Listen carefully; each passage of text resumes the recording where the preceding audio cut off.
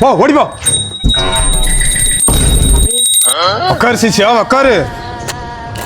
12 public எக்ஸாமா? ஆமாங்க சாமி. பொழுது வெடிஞ்சா மேக்ஸ் பரீட்சை தானே? ஆமா சாமி. புக் எடுத்து படிக்கலாம்னு படிச்சா பேஸ்புக் இன்ஸ்டாகிராம் பொட்டப்புள்ளி தான் ஞாபகத்துக்கு வராங்க. சாமி கரெக்டா சொல்றீங்க சாமி. போய் தூங்கலாம் அப்படின்னு தூங்கினா எக்ஸாம் ஆளு பேப்பர் பேனா பென்சில் தான் ஞாபகத்துக்கு வருது. பதட்டத்துல தூக்கமும் வர மாட்டேங்குது. சாமி எல்லாம் கரெக்டா சொல்றீங்க சாமி. நிஜமா தான் சாமி. இதுக்கு ஒரு முடிவு நீங்க தான் சாமி சொல்லணும். முடிவா?